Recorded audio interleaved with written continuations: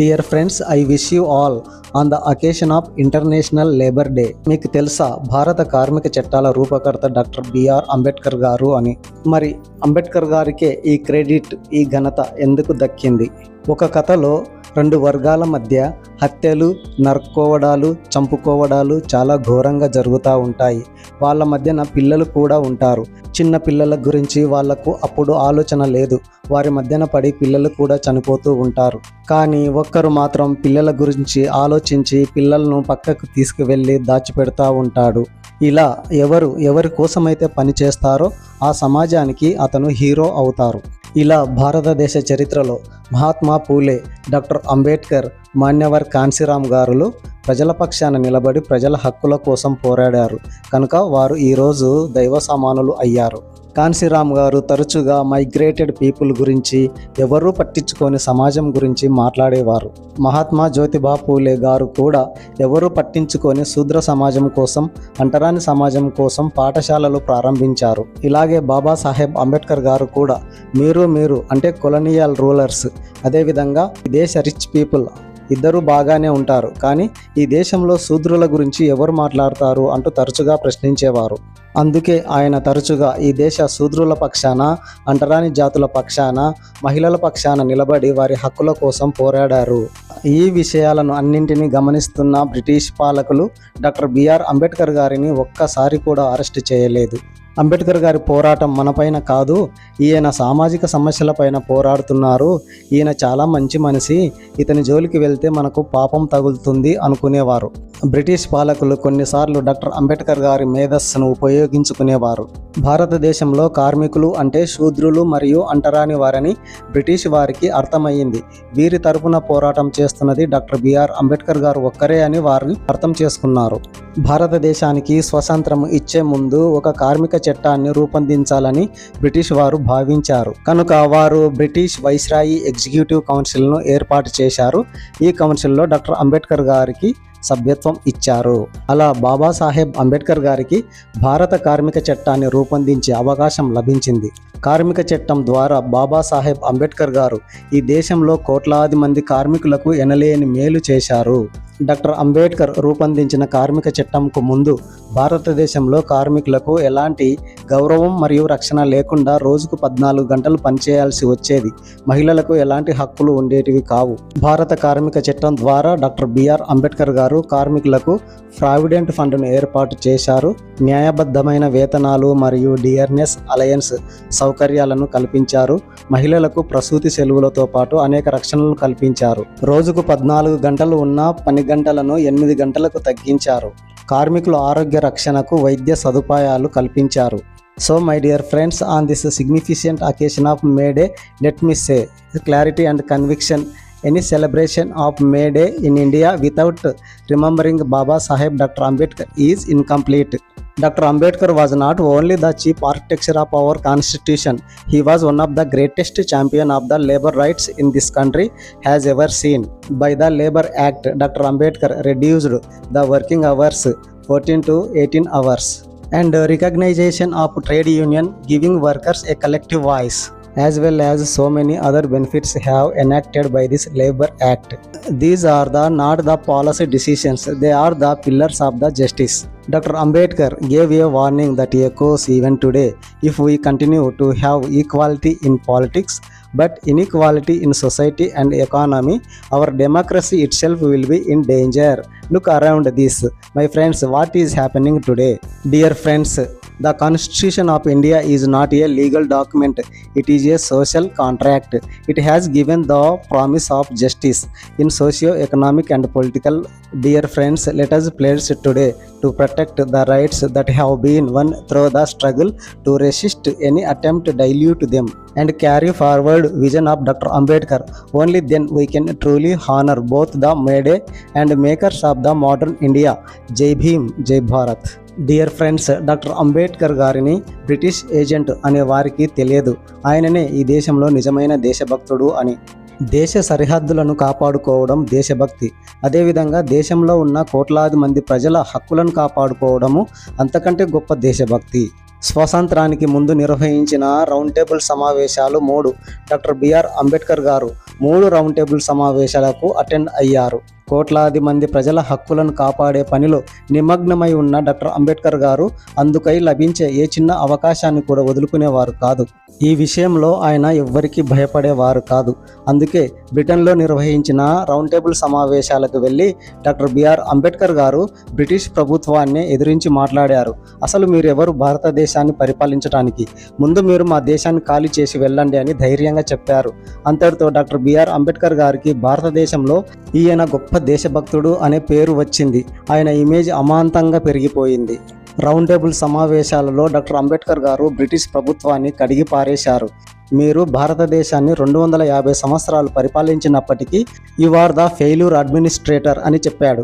నా దేశంలో పేద ప్రజల హక్కులను కాపాడలేకపోయారు, నా దేశంలో పేద ప్రజలకు తగినంత పాఠశాలలు ఓపెన్ చేయలేకపోయారు అని గట్టిగా చెప్పారు. మీరు పరిపాలించిన ఈ 250 సంవత్సరాలలో అన్టచబిలిటీని, అంటరానితనాన్ని, డిస్క్రిమినేషన్, వివక్షతను తీసివేయలేకపోయారు అని వారిని ఎదిరించి మాట్లాడాడు. భారతదేశంలో ఈ విషయాల గురించి మిగతా ఏ నాయకులు మాట్లాడేవారు కాదు. డాక్టర్ అంబేద్కర్ గారు ఎవ్వరు మాట్లాడని అంశాలను భుజాలపైన వేసుకొని ప్రజల హక్కుల కోసమై నినదించారు. బ్రిటిష్ పాలకులు బ్రిటిష్ గడ్డపైన నిర్వహించిన రౌండ్ టేబుల్ సమావేశాలలో డాక్టర్ అంబేద్కర్ గారు మీ కొలనియల్ రూల్ మాకు అవసరం లేదని గట్టిగా చెప్పారు. 1930 నుంచి 1932 వరకు నిర్వహించిన రౌండ్ టేబుల్ సమావేశాలలో డాక్టర్ అంబేద్కర్ గారి ధైర్యం చూసి ఆ సమావేశాలలో పాల్గొన్న వారందరూ ఎంతో ఆశ్చర్యపోయారు. డియర్ ఫ్రెండ్స్, దీని ద్వారా మనం అర్థం చేసుకోవచ్చు డాక్టర్ అంబేద్కర్ గారు ఒక నిజమైన దేశభక్తులు అని. డాక్టర్ అంబేద్కర్ గారి లెగసీని భారతదేశంలో డౌన్ చేస్తే ఈ దేశంలో సోషల్ జస్టిస్ను తీసివేయవచ్చు అని ఇప్పటికీ రిచ్ పీపుల్ ఇంకా ప్రయత్నం చేస్తూనే ఉన్నారు. ఈ కుట్రలను మనము తిప్పికొట్టాల్సిన అవసరం ఉన్నది. నెక్స్ట్, డాక్టర్ అంబేద్కర్ గారి జయంతి రోజున డాక్టర్ అంబేద్కర్ గారి ఊరేగింపులో నిర్వహించిన కార్యక్రమాలను చూద్దాం.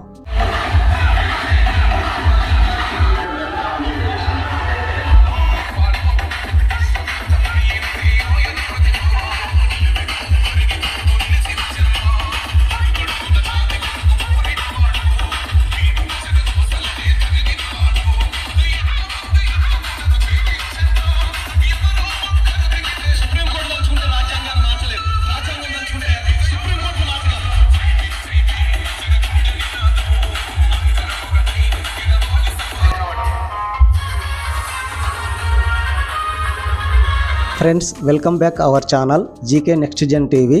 ఛానల్ను లైక్ చేయండి, షేర్ చేయండి, అదేవిధంగా సబ్స్క్రైబ్ చేయండి ఫ్రెండ్స్.